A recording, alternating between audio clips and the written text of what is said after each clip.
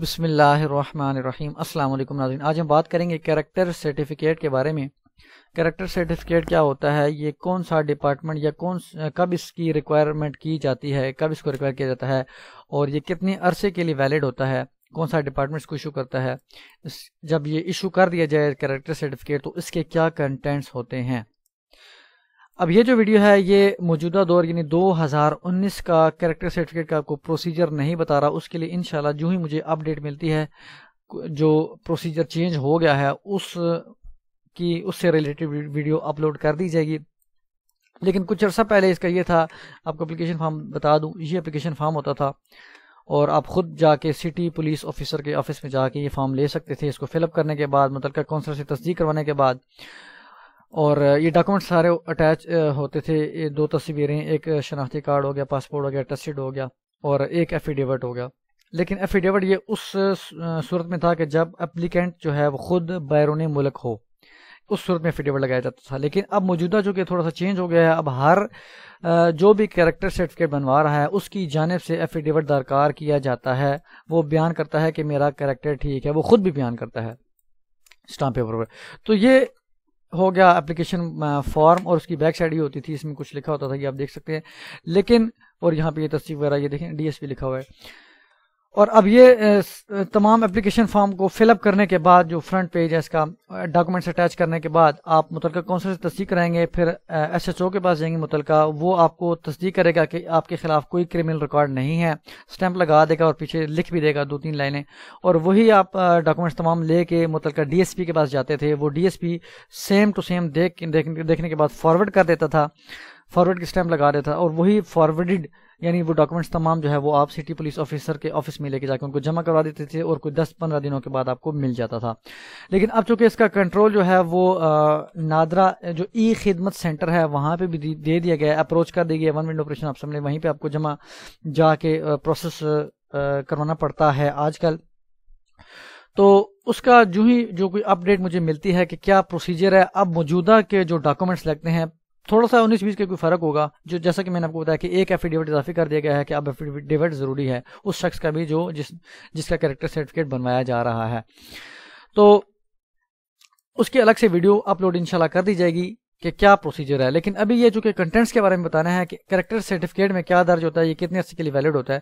تو سب سے اوپر آپ یہ دیکھ سکتے ہیں کہ پولیس ڈپارٹمنٹ آ گیا، پنجاب پولیس کہ پولیس ڈپارٹمنٹ ایشو کرتی ہے اس کو، اور سٹی پولیس آفیسر اس کو، ضلع کا جو ڈسٹرکٹ پولیس آفیسر ہے یا CPO وہ ایشو کرتا ہے۔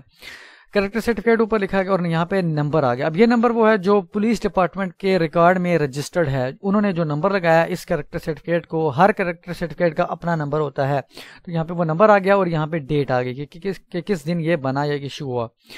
دس از ٹو سرٹیفائی، اب یہ تصدیق پولیس کر رہی ہے، جو سٹی پولیس آفیسر کا ڈپارٹمنٹ ہے وہ کر رہا ہے کہ تصدیق کی جاتی ہے کہ یہ شخص، اس کا نام آ گیا، اس کی ولدیت آ گئی، اس کا ایڈریس آ گیا، اس ضلع میں جو اوپر درج ہے کہ راولپنڈی ہے، اٹک ہے، جو بھی has been residing in this district from since birth. اب وہ اس ضلع میں اگر پیدائش سے رہ رہا ہے تو یہاں پہ سنس برتھ آ جائے گا، 2010 ہے، 12 ہے، یا 1998 ہے، 1997 ہے، تو یہاں پہ وہ ایئر آ سکتا ہے۔